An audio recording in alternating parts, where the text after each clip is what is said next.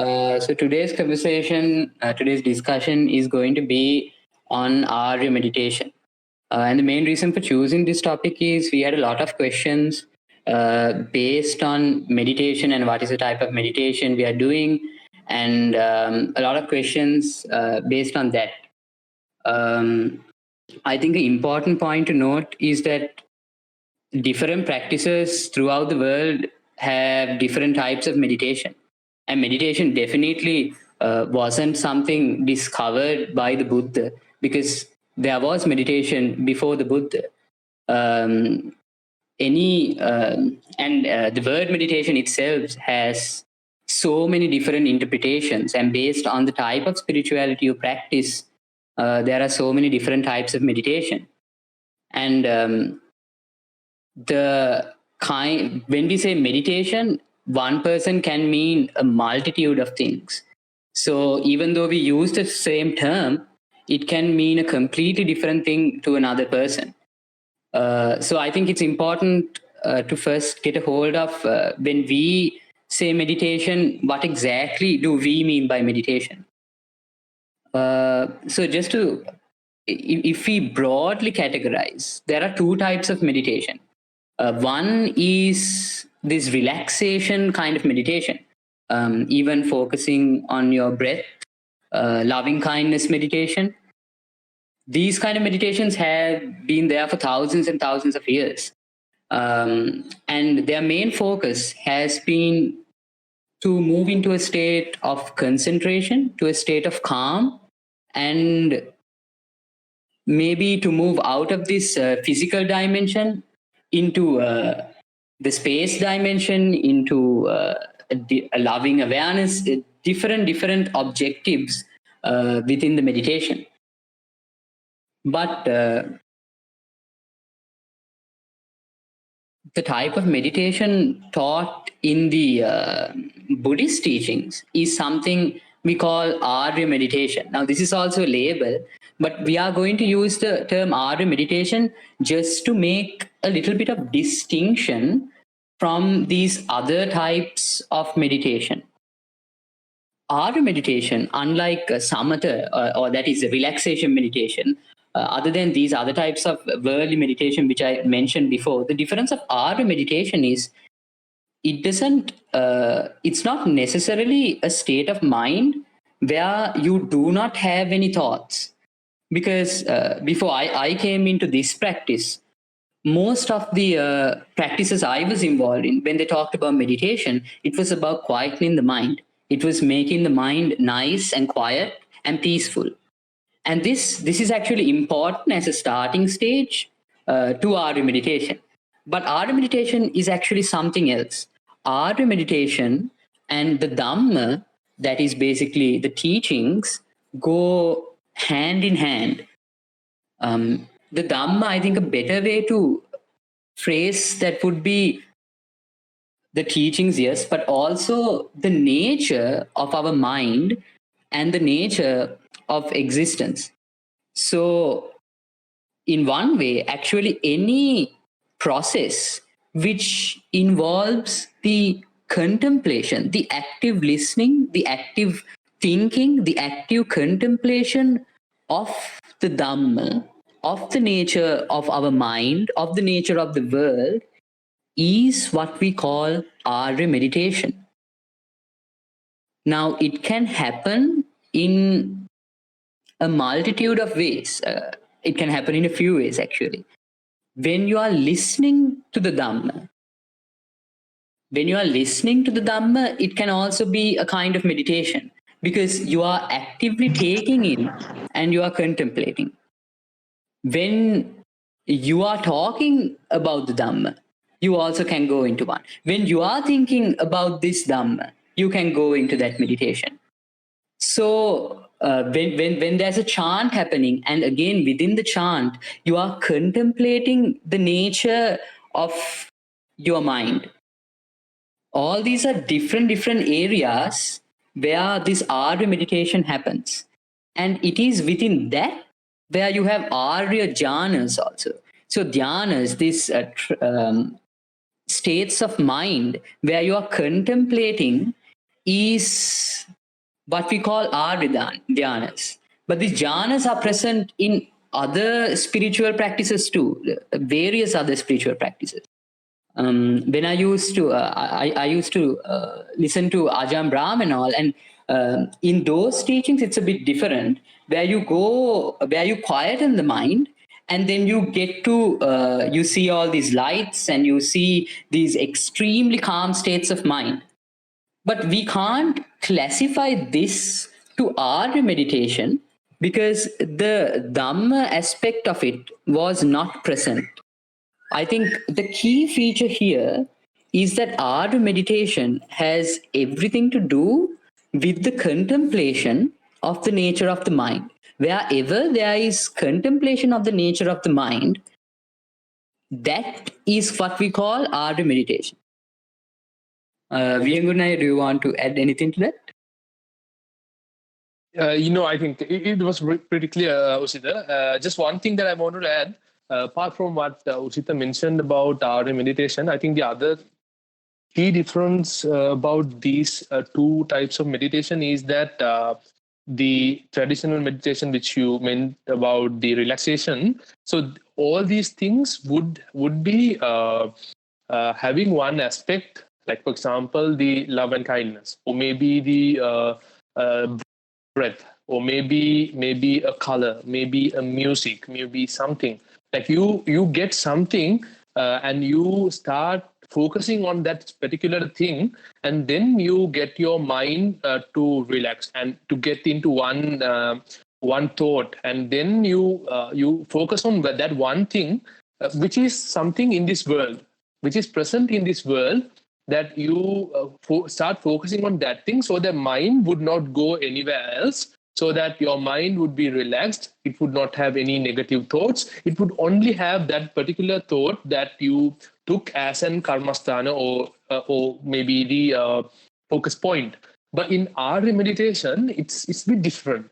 So what happens in Arya meditation is that you understand the actual way of the world, actual way how mind works, actual way how you get cling to things. And you need to understand that going through this materialistic world, or maybe whatever in this world, and you try to cling on to that, you get into a trap. You get into a cyclic process where you go on eons and eons and eons throughout the process, where you would still grab something and focus on something, and you would be there, right? So the difference is that you, in Arya meditation, you would not focus on something of this world.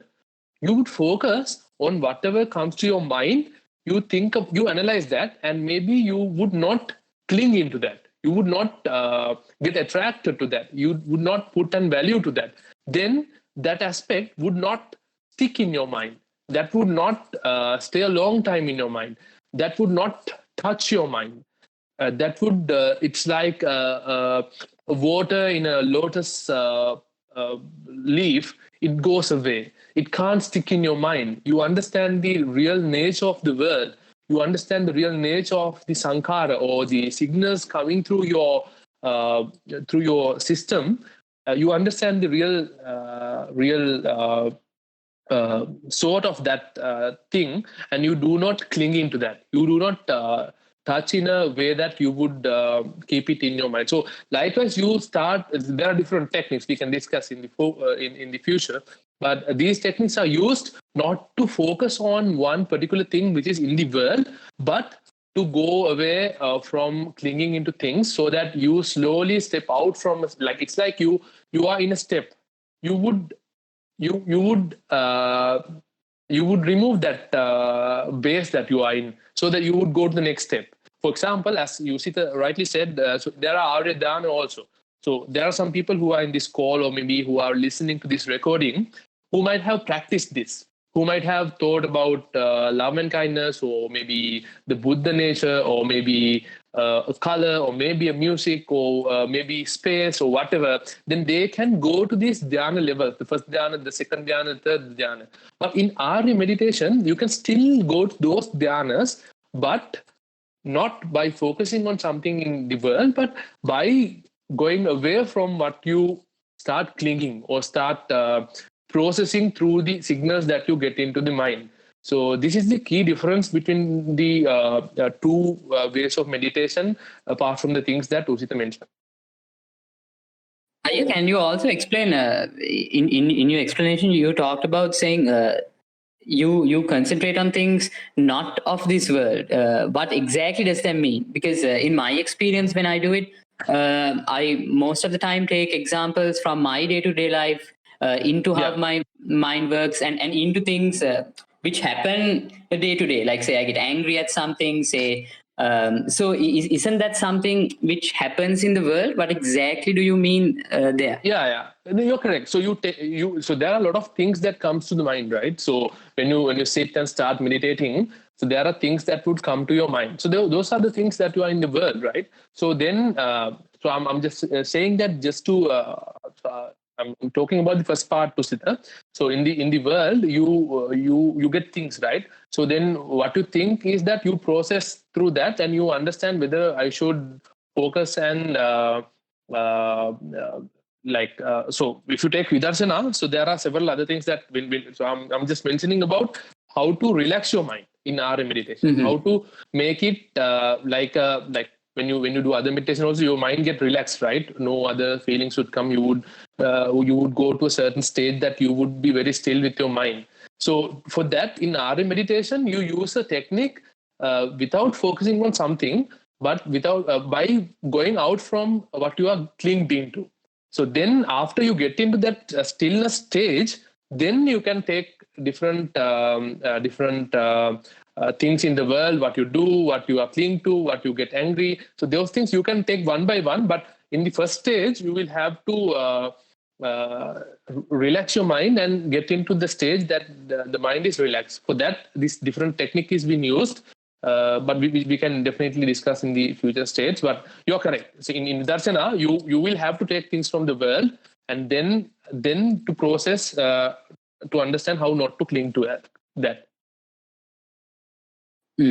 So essentially, ideally, the start is where you relax. You somewhat relax in different ways, and the second part, or the vipassana, the vidarshana part, is the contemplation of what is affecting us, and looking deeper and deeper into that. And so, if my understanding is correct, Arya Dhyanas and all are present solely through the contemplation and not through the relaxation. Is that right? Correct. So in a way, Usita, so the relaxation also happens parallelly. So if you really take it, if you contemplate it, for example, because you are not clinging into something, your mind get relaxed, right? So that's when in Arya Dhyanas, so there are the first dhyanas, the second dhyana, the third dhyana. So in your second dhyana, you get away from the thoughts coming from like maybe about your house or your relations and whatever the things that comes to your mind. So those would not come in Arya Dhyanas. But when you go to that dhyana, then you start contemplating, but you are in a relaxed state of mind, which is a very calm. It's normal. It's like the normal relaxation meditation. But the difference is, as you rightly said, at the relaxation you start contemplating, you start analyzing things. So that's the main difference. But the relaxation, I would say, in both meditation ways, it would be there. When you said not worldly, did you also mean like when you start the meditation, not expecting anything out of the meditation? Like exactly. Sometimes you sit down and you think like I will meditate for 1 hour, 2 hours, and you kind of set a goal for yourself. You set sort of expectations out of the meditation. So then you have good days of meditation where your meditation is superb. You feel really relaxed and you've done it for like a long time. And then some days it doesn't really go well, so then you start comparing it with the other experiences and then kind of bring yourself down. So did you also mean like Arya meditation is something where you sit down only to contemplate without really clinging on to an expectation out of the meditation?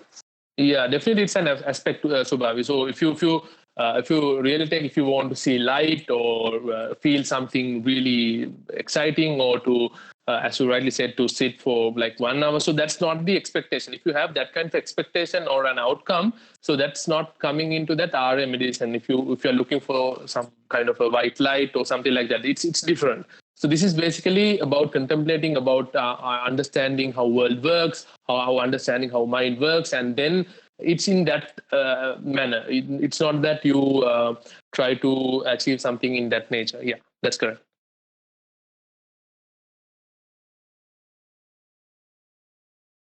The other thing I want to talk about is we have this idea of the sitting down and meditation, but it's not necessarily always that yeah, because from what I've heard, you can go into your dhyana when you are listening to the Dhamma, and sometimes when you are teaching the Dhamma, also it's said, I think, in some sutras where there have been instances of people going into dhyanas.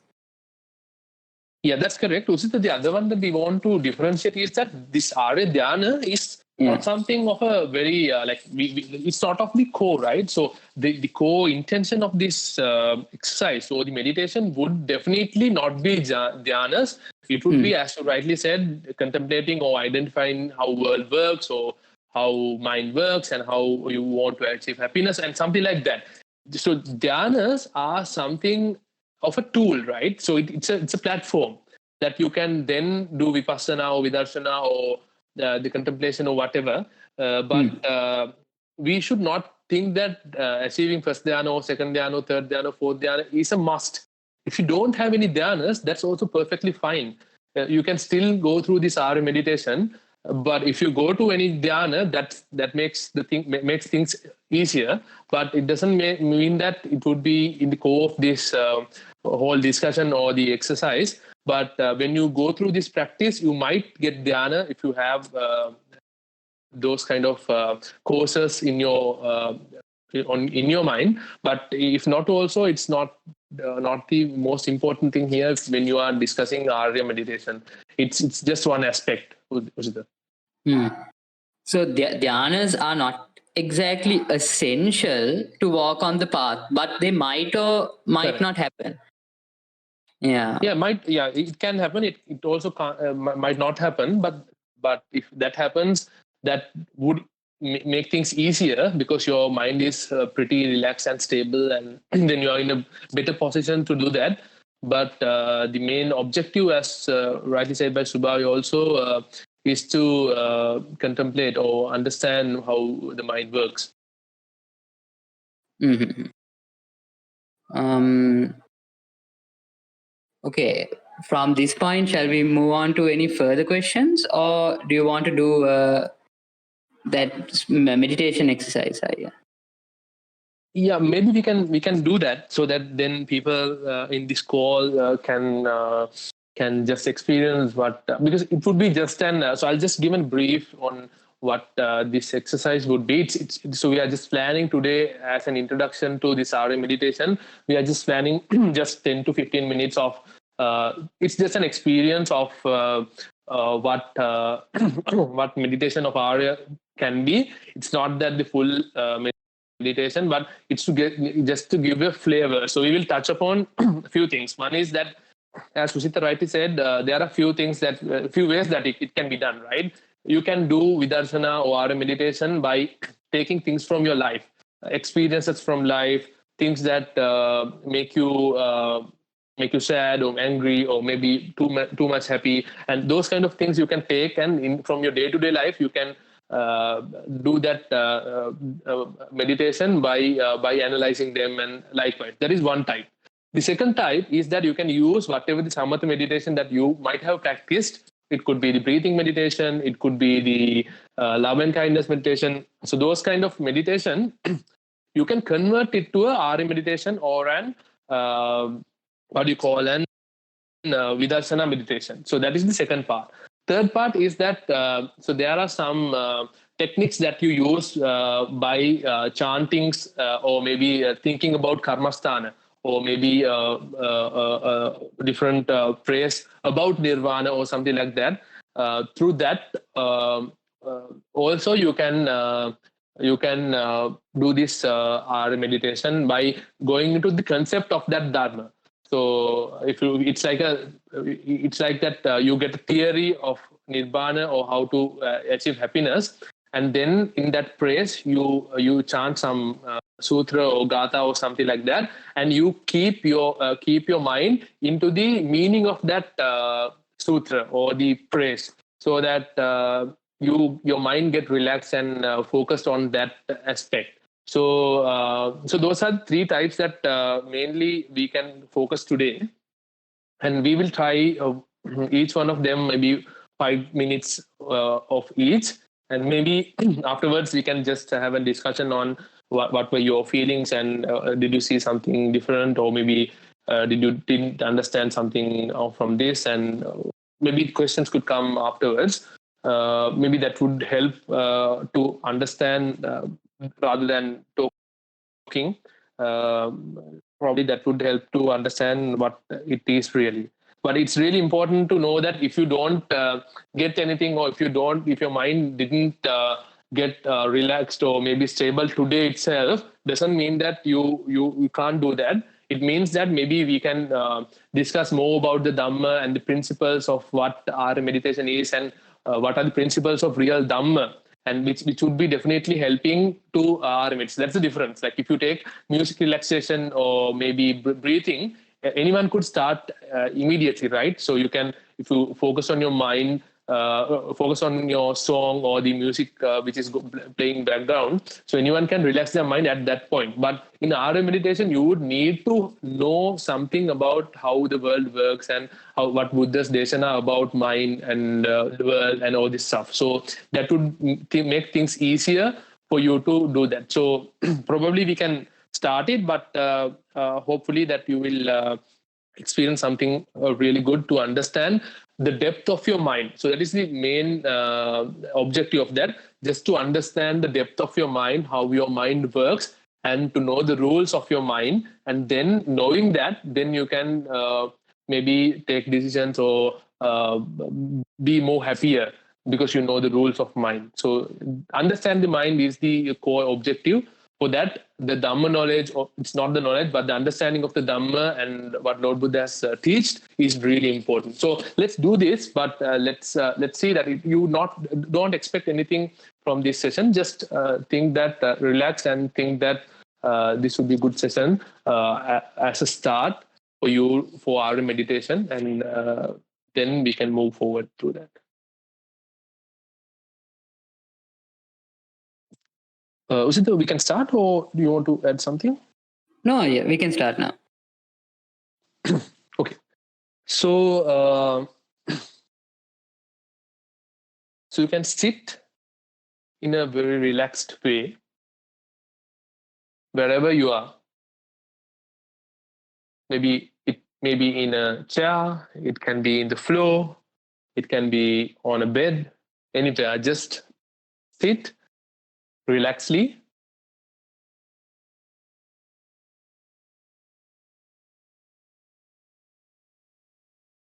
And keep your hands relaxedly, the most relaxed way that you want. That's not an issue at the start. Keep your spine straight and close your eyes.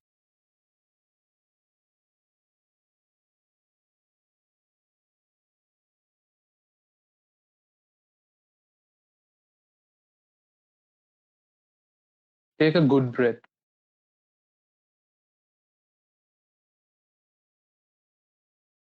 Deep breath in.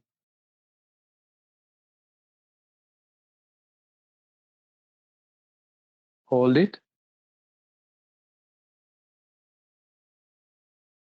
Breathe out.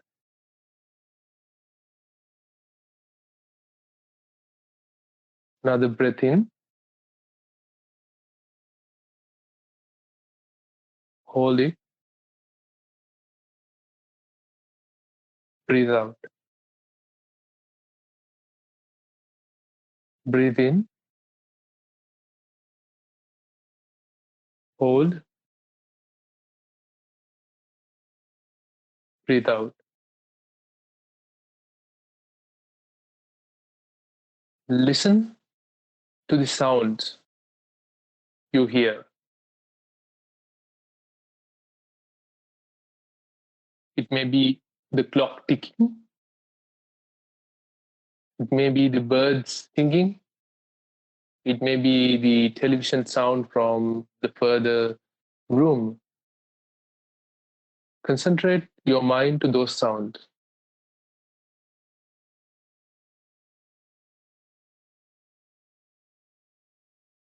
Just listen to them.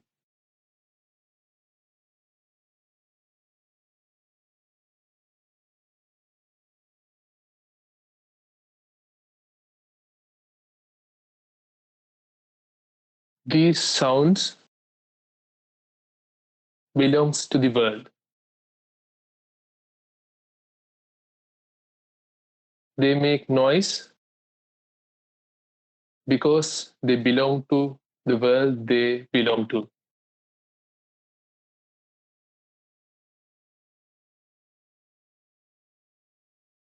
May those sounds be in the world, and may your mind get away from that.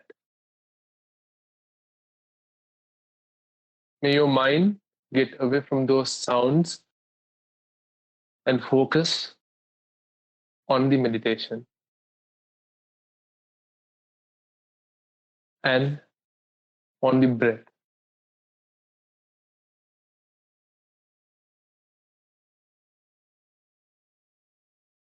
The smallest feeling of breath coming in.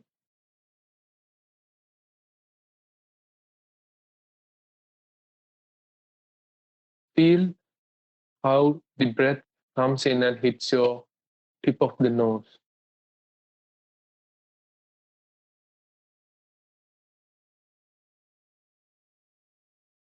And understand, as soon as get that breath get into your body, you feel that breath is you. When it goes out, it again becomes a part of the world. Try breathing again. The air which was in the world becomes you when it comes to your body. It goes out and becomes a part of the world again.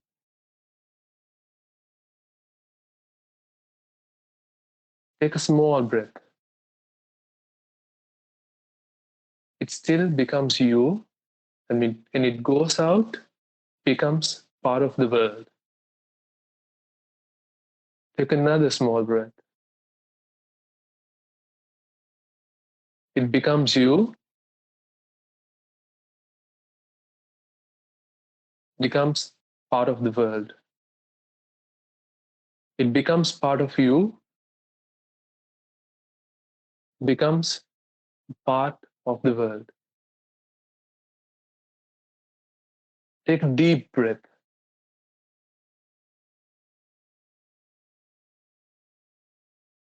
Breathe out. It again deeply becomes part of you. When you breathe out, it becomes a part of the world again. Do it again. Understand how you take the things coming into your body as yourself. As soon as it goes out, it doesn't belong to you again anymore. It becomes part of the world again.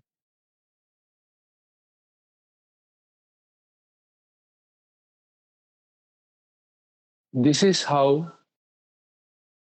you take the signals coming from the world. Once you take within to you, it becomes part of yourself. Think about the first breath you took when you get born.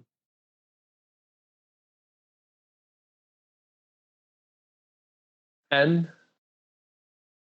then you started breathing. You started getting things in. You started getting the breath in. You started feeling things as yourself.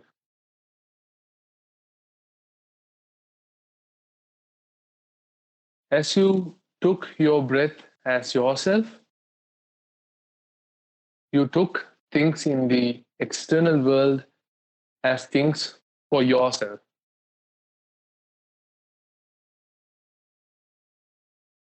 As you took a short breath, you took few things not very seriously, but in a short manner for yourself. As you took deep breath, you took things deep within for yourself, as yourself. You wanted them to be with you because you valued them. Unfortunately, the breath, it can stay only for a few seconds. It goes out.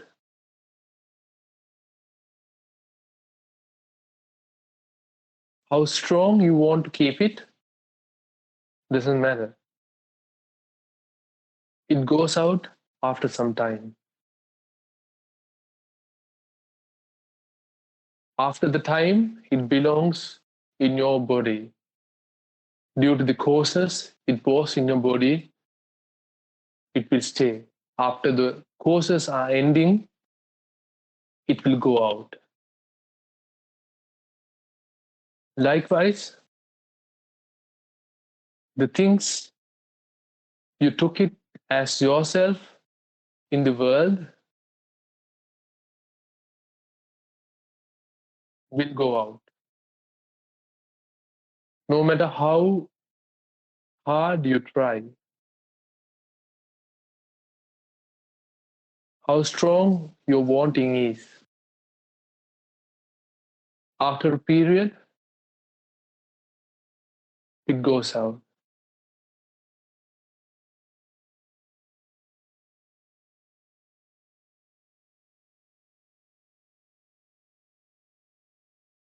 If you want to keep it within,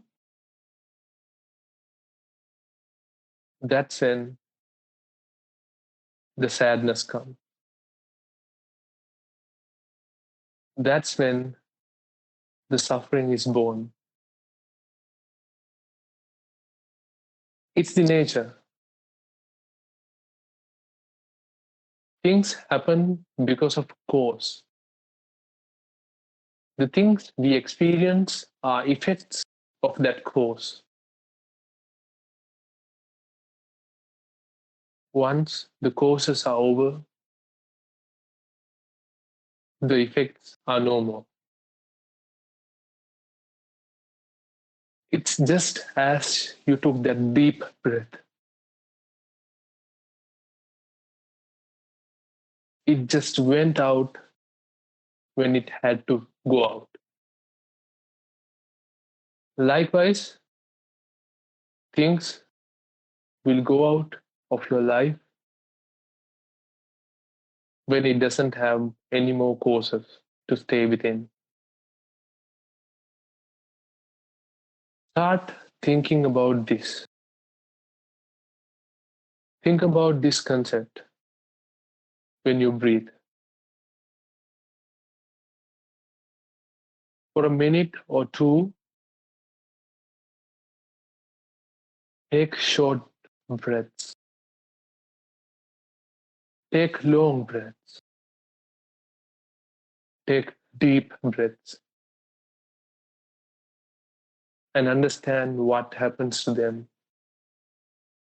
And understand how you can relate to your life, to your past, to your present, to your future.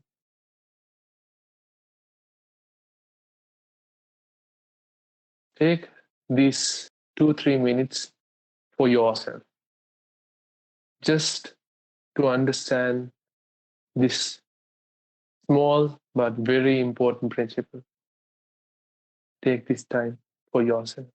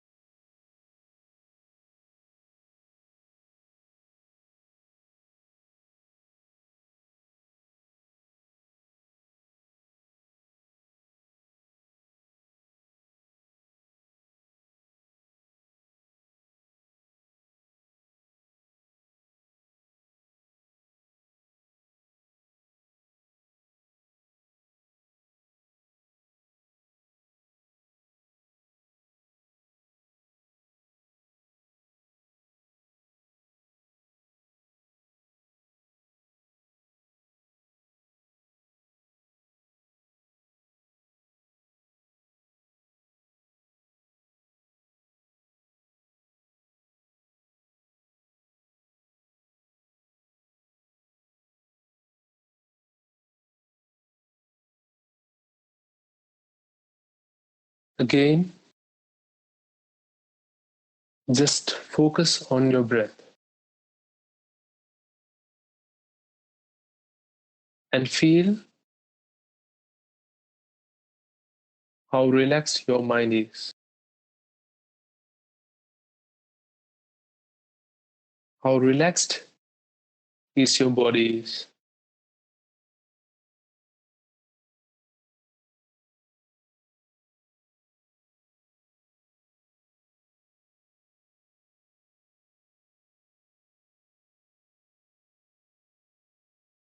Think if you have no more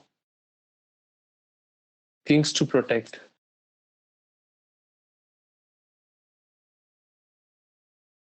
Think,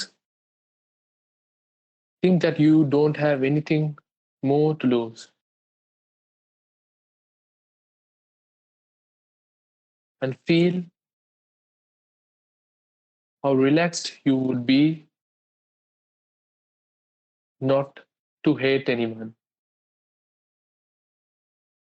not to be jealous about anyone, not to get angry with anyone, not to have any greed within you.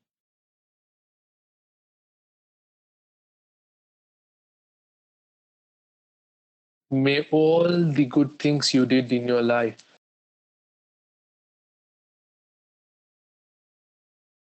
all the merits that you've done throughout lives, come up in this moment, from this moment, to understand how the world works, how the mind works,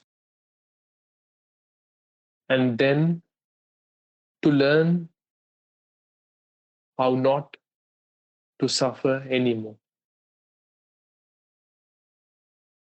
to eliminate dukkha forever.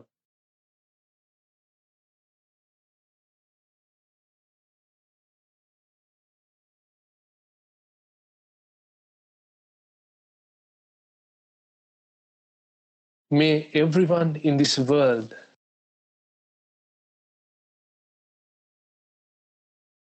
be able to come to that stage.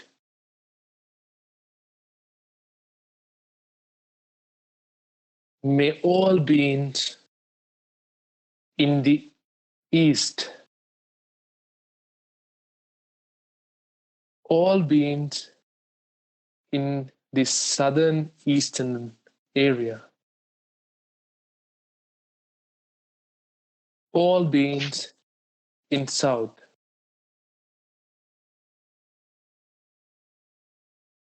all beings in west,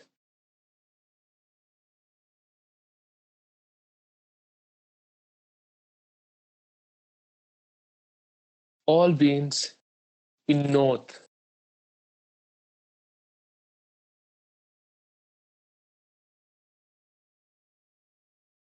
all beings underneath,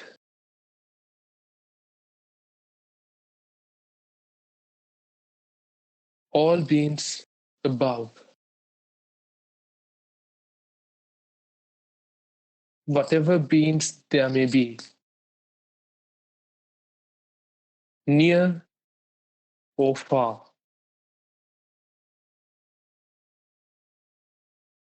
from little insects to animals to humans to devas to Brahmas, all beings in all dimensions. May they be free from all suffering.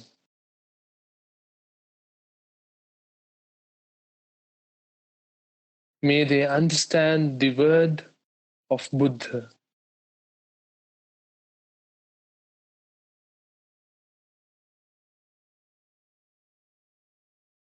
May they be nourished with the following of the path to Nibbana.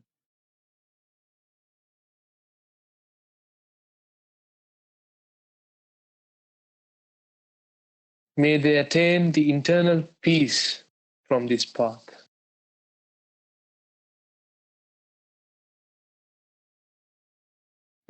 May they understand the truth of all existences. Doing so, may they be free from all suffering.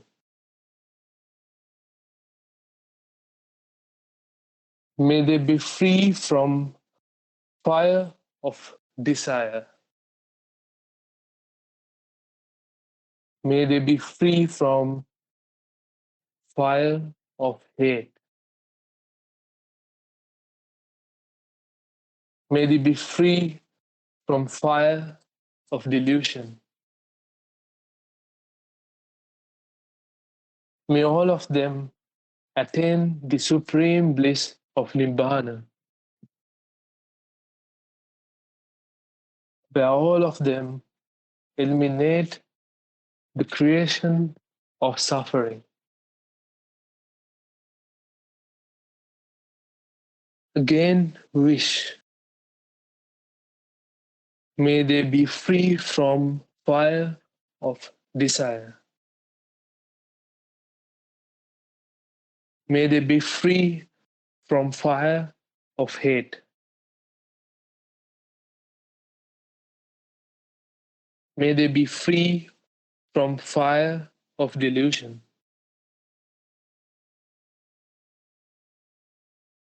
May they attain supreme bliss of Nibbana,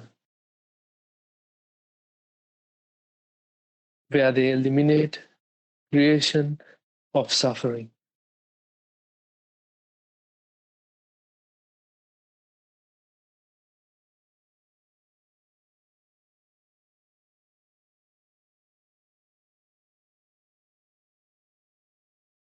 May they understand that from non-existence, from this bhava or this cyclic process,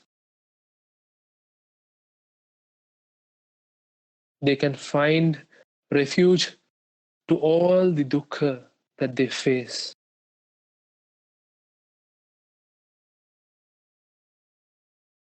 May they understand they can find refuge through this path of Dhamma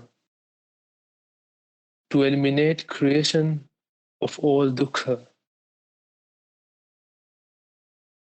May all the beings understand that Sangha can show that path. May all beings understand that going away from suffering, the Nibbana, is the ultimate refuge.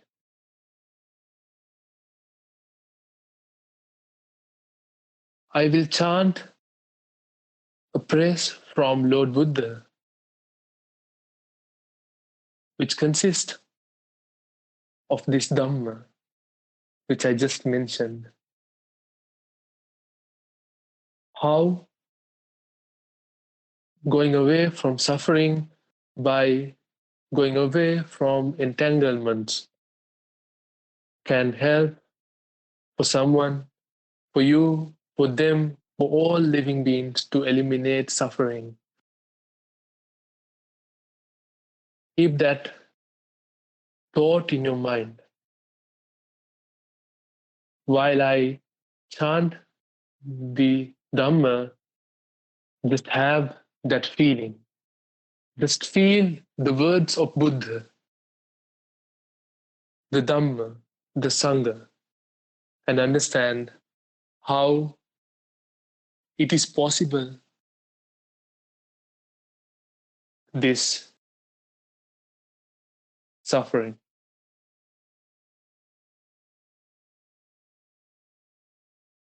This is Deshana from Buddha.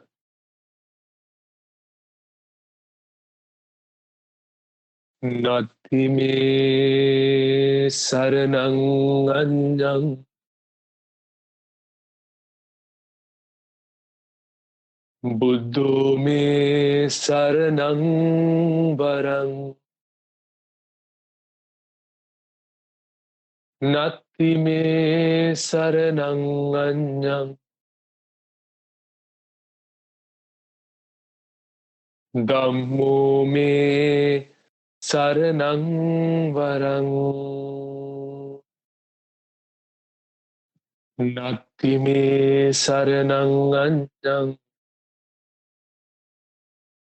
Sangho me saranang varang Nati me saranang anyang Nibbanang paramang sukhang Nati me saranang anyang Buddho me saranang varang Nati me saranang anyang Dhammo me saranang varang Nati me saranang anyang Sangho me saranang varang Nati me saranang anyang Nibbanang paramang sukhang Nati me saranang anyang Nibbānaṃ paramaṃ sukhaṃ Nati me saranaṃ aññaṃ Nibbānaṃ paramaṃ sukhaṃ.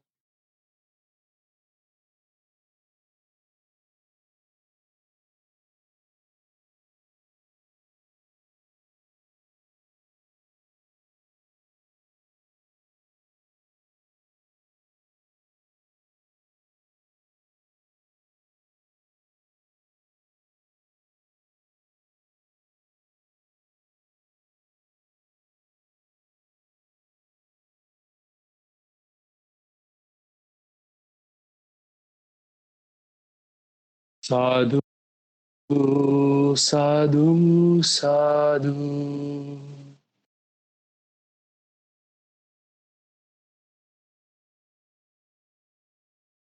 You can slowly open your eyes once you feel comfortable.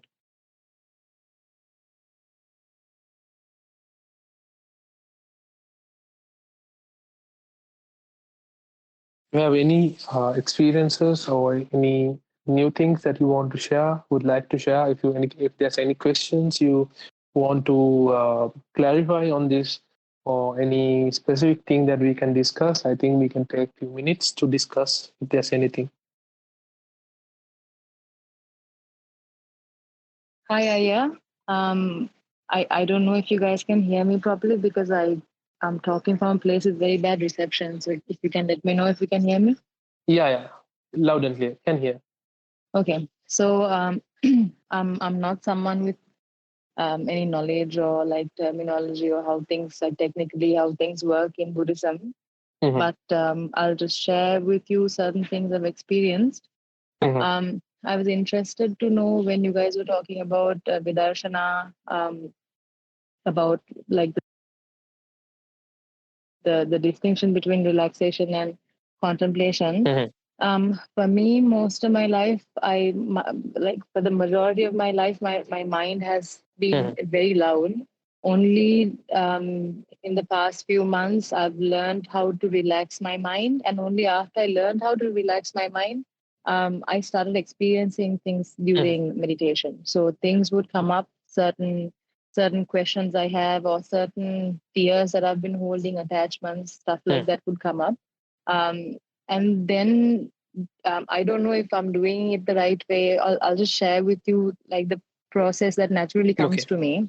So, for an example, I've always had this fear of loss because I lost my brother a couple of years ago. And then, I've always been very attached to animals. And then, I experienced all of my animals dying. And it happened in a rapid rate in a very short time. And I think it kind of put me in a state of shock, I don't know. But during meditation, after my mind went into a relaxed state, um, that fear completely disappeared. I don't know how to exactly explain it or how it happened, but it's not visual or it's not exactly thought forms. But I saw the question arise and I saw the reality of it and I saw it disappear. So the fear I've been holding on towards fear and losing is not there anymore. But as of late, I have started to realize an increase in detachment towards everyone around me. Yeah. I don't know what to make of it. I don't know if I'm being cold or detached. I still have love for the people around me. Yeah. But I feel the sense of distance and detachment. So I'm trying to figure out what exactly is going on. I think if you take in a technical term, I think it's exactly the feeling that you would feel when you start realizing things in the correct way, when you start doing meditation in the correct way. So this is actually a real example that you just shared, which is really good for this community also. I think if you take technically, what happens here is that when your mind gets stable, relaxed, it then opens up your mind to understand how the world really works. Like it's called prajna. When you have the samadhi, these are the terms that I'm just quoting because it would be important for you to, when you read or listen or like understand in Vidarshana, or you can just relate what happens to your experience versus the real Dhamma in the technical terms. Right. So it said that when you have this relaxed state of mind, when you go out of for example, say, if you don't regret on something, if you are happy, and then your mind get into relaxed state and you do meditation, right? So then it results in sati. It results in samadhi, which is a state of mind where your mind is stable in a very in a positive state. Then it is said that in a mind which has samadhi, you can gain prajna. So prajna is what? To understand the real ways of working in the world, the absolute truth of world, or maybe how the mind works. So everything you can discover only through prajna. You can't just read books and you can get it, but it's only through the prajna eye that you can understand the exact mechanism of the world, the theory of the world. In the sense, when you get prajna, you can understand them. So that's what has happened. When you start meditating, your mind becomes relaxed, your mind becomes soft, and then it converts into a state of sati or samadhi. And then in that state of samadhi, you start slowly building up prajna, which is the eye to see the world in a different way. So then you rightly said that you start you start detaching from the things because you understand these does not have the value that that pursued in my mind earlier. So it's actually perceived value, right? So it doesn't has that value exactly in that materialistic thing or the relationship or whatever the thing, but you have a perceived value in that. So you start understanding that it can be understand and only understand through that prajna eye. So I think what has happened in your practice is that by day you practice, you start opening your prajna eye, and then through that you start understanding how the world operates and how then that's why you have seen that these bonds would result in suffering or something like that, or maybe the bonds are not as valuable as you think, or I don't know. It feels a little bit pointless for me. Exactly. That's kind of, then you don't fear, right? Like then if you even you lose also, it's fine. So that's how it works because it's pointless, that bond. So that's what happens. But you mentioned also about the love and kindness you still have. That's the karuna. That's called the karuna.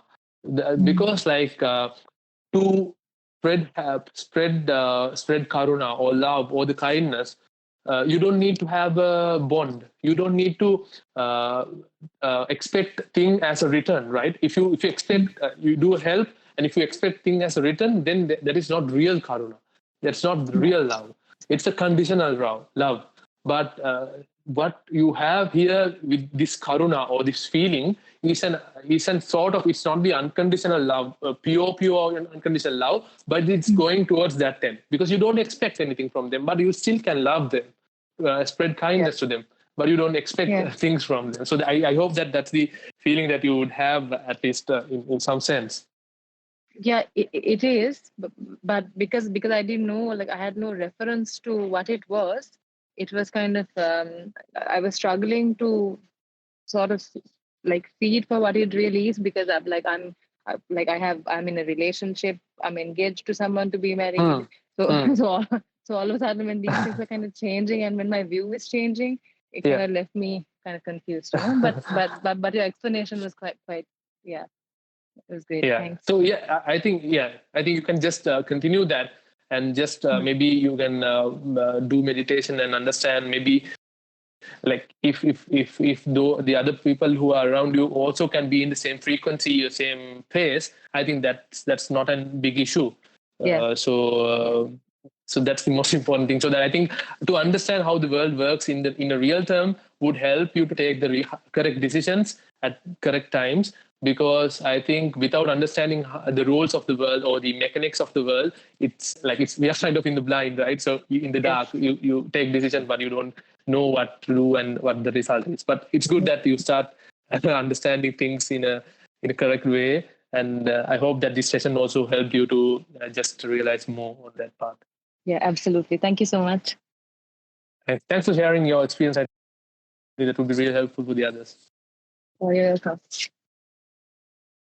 Dagun, can I add something for that? Yes. Yeah, so I would say that, as Virangun said, it's a good experience you have shared.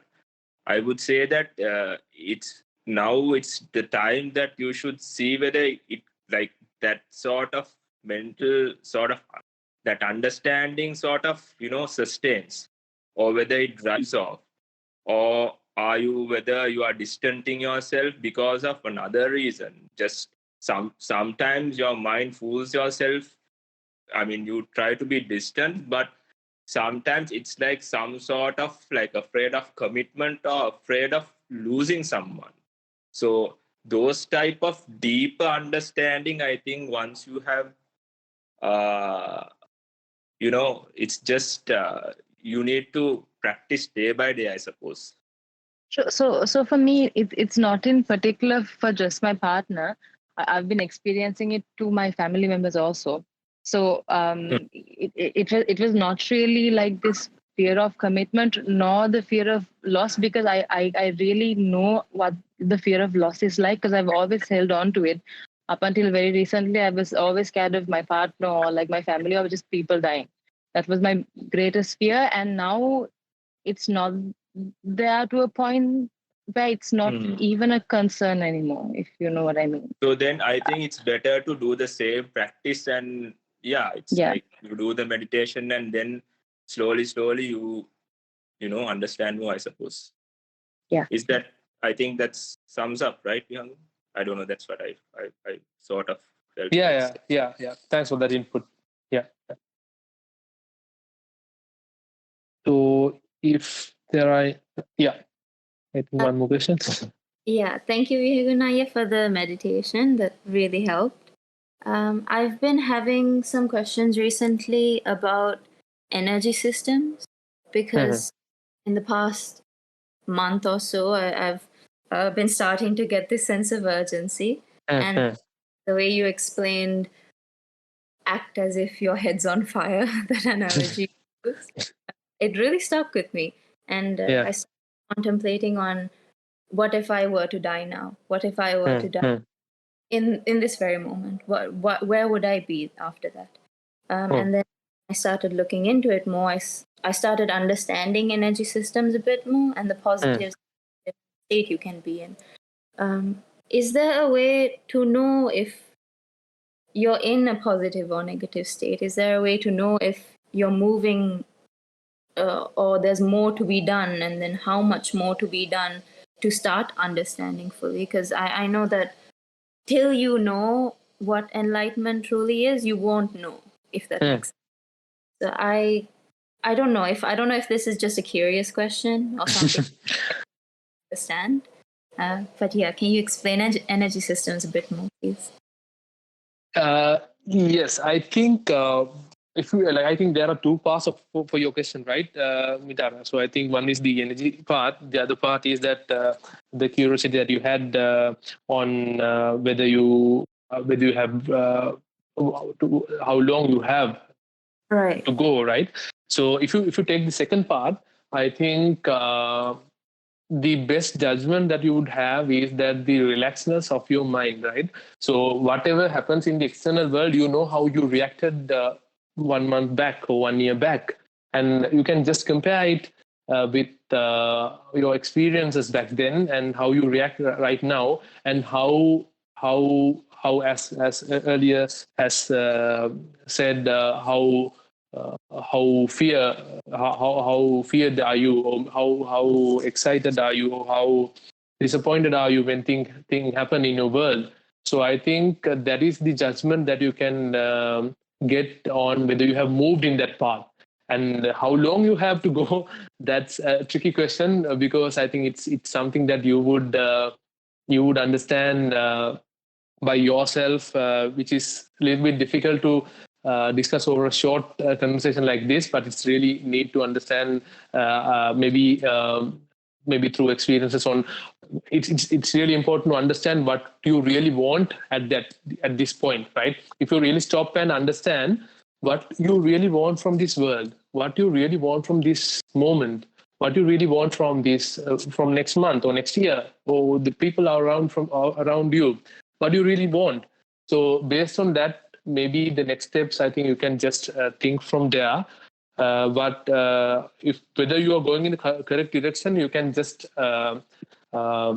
maybe try to understand from comparing it to yesterday, to 2 weeks back, 1 month back, 1 year back, whether you are relaxed in day-to-day life. I mean, whether you are relaxed with whatever the things happen in your external world, and that's a good measure that you can understand whether you are going in the correct path. In terms of the second question, I would like to know a little bit more. Uh, uh, uh, for example, if you are mentioning about energy, this means that when you're meditating, you are feeling some energy, or is it the positive energy that you have in the day-to-day life? Okay. So I do feel like there are certain things that I've become more susceptible to, like energy, things that when I was younger I couldn't really explain. Just to answer the previous question you had, I do feel like I'm going in, I'm progressing of sorts, and I'm becoming more relaxed and more aware. I feel like everything that happens, I contemplate it, and I compare it with the Dhamma. At least I feel that to an extent. So that word is very, very important, Mitara. The word awareness. So this awareness in your day-to-day life is a very good measure that you understand that how well you have progressed. Because like in life, you don't have that awareness, right? That's when you get anger. Then that's when you scold someone. Then that's when you take decisions, and afterwards you regret, right? But when you have that awareness, that comes when you progress through that. When you do the meditation day by day, you would understand your awareness levels, the depth and the frequency grows up. Your awareness would be there throughout the day, and that's when you are able to take decisions. That's if I connect it to the previous question raised by, I think, Arya, is that that's when you where you can, at that point itself, you can take decisions in the correct way. You have that awareness. So I think that's a very correct word to explain that when you build awareness in your day-to-day life, that means that your meditation is working, and you have better control over your life, and you have better control of your suffering, and that means that you have better control over your happiness. And so I think that's correct, Mitara. I think that sums up that you're going in the correct direction.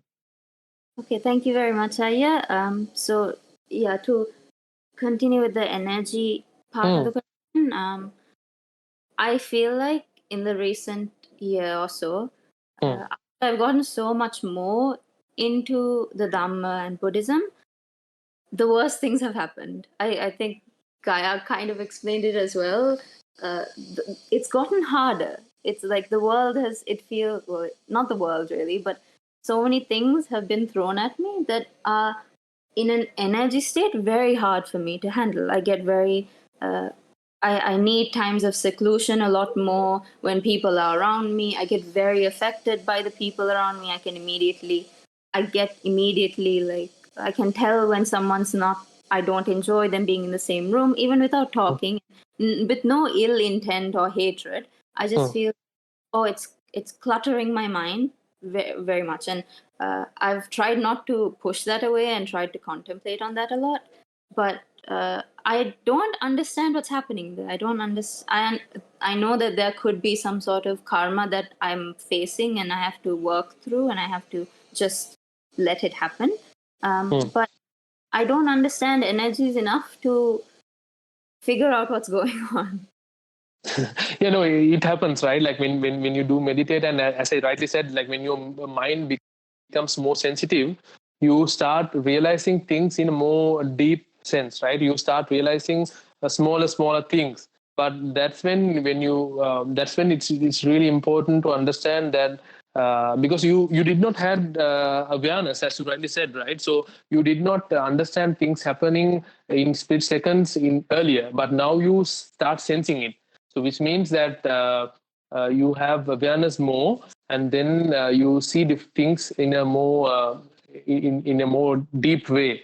So probably you can one thing that you can do is that this is something happens when you do this. Your mind becomes more sensitive to things, and you start analyzing them at that point itself. That's the other main thing, because earlier you can't do that, right? Because your mind is not speed enough.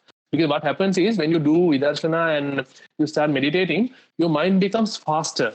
For example, if you take 10 seconds, earlier all the 10 seconds were filled out with like normal thinking, or maybe whatever the signals that comes, right? Now these 10 seconds are filled with the conscious thoughts that you have processed through your meditation, so that you understand that your awareness is there, because like maybe one after another, you there would be your conscious situation, or conscious mind also placed within those other signals, so that your mind becomes seems like more faster. You start processing things faster. So I think that's when you need to. The one thing that you can do is that at the end of your day, try to have a flashback for your day, and understand where you had these moments where you got uneased, or maybe when you got attached, or I don't know, whatever the way, and you start analyzing them through a Vidarshana way. At every day, at the end of the day, you start do that. So then I think your decision making power would be more there when you live in the day to day life. But understanding things faster means, like, I don't know whether it's not a thing that you would like to have, right? I just got that feeling that it's a difficult thing for you to handle. Is it that so? That's not entirely true. I actually enjoy it quite a lot. Okay, then that's fine, right? Which means that you know what's happening around, and that's correct. So things what happens around you start realizing in a faster sense, like you understand it more, and your mind is faster. It's like catching a fly versus catching a, I don't know, maybe say a small insect who's going in the flow. I don't know, maybe you can compare it with catching a tortoise, right?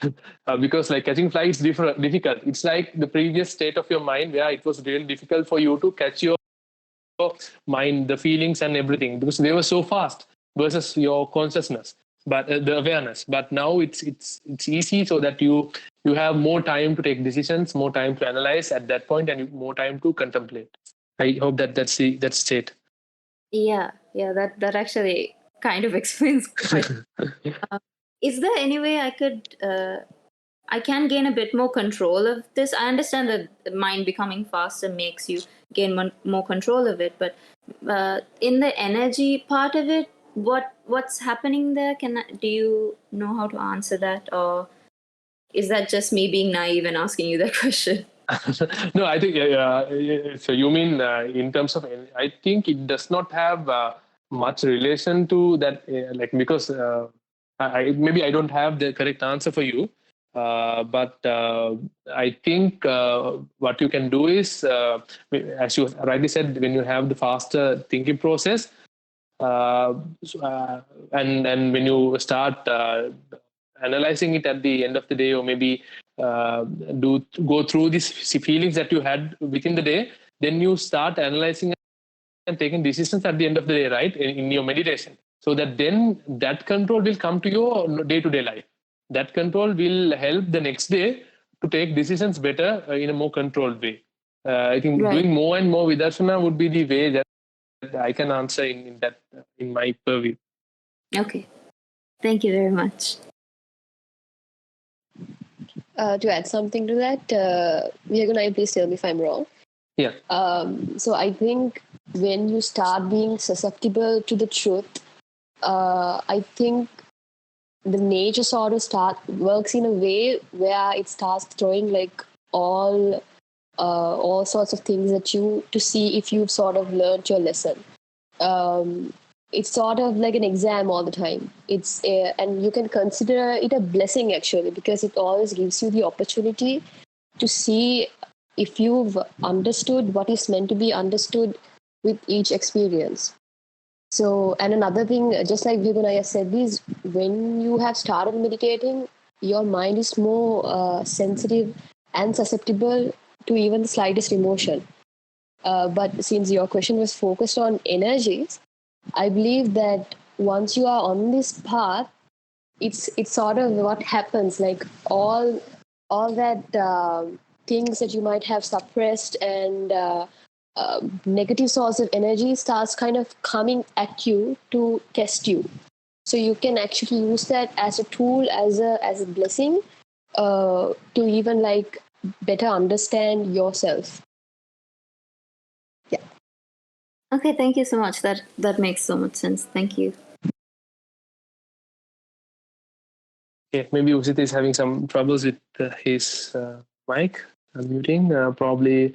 Then, if we don't have any questions, or even offline, if you have any questions when you practice it, I think it was just a flavor today, just to understand what Arya meditation is, and try to go through the Dhamma and understand what the principles of Dhamma, so that then it would be making things even easier to understand, to get better control, and to understand the rules of the world, rules of the mind, rules of the game, so that your meditation would be more powerful, your meditation would be more intense, your meditation would be more deep, so that when you get more and more of an understanding, you get deeper into the meditation. And when you get the samadhi and prajna eye opened when in your meditation, I think that opens doors for you to take your control over your life, and control of your suffering or happiness or whatever. And my only advice is that start doing this more and more. Start searching for Dhamma, to learn the principles more and more, and then start applying those theories or Dhamma that you understand to your lives, to your meditation, to your day-to-day life. So that would help you to gain better control over your lives. And ultimately, I hope that everyone would be able to eliminate the creation process of suffering through these efforts that we are all making through the teachings of Lord Buddha. So I think we should be able to do more sessions in the future. We will try to organize more these kind of guided meditations, so that actually there are a lot of angles that you can look into your mind. There are lots of techniques. So as we discussed few techniques today, there are different other things that we can go through in these techniques. I actually did two things today. One is through this breathing meditation, to convert that breathing meditation into Vidarshana, to understand the real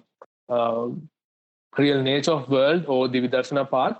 And the second one is on the Arya Maitri thing, the love and kind meditation, which we tend to do anyway earlier.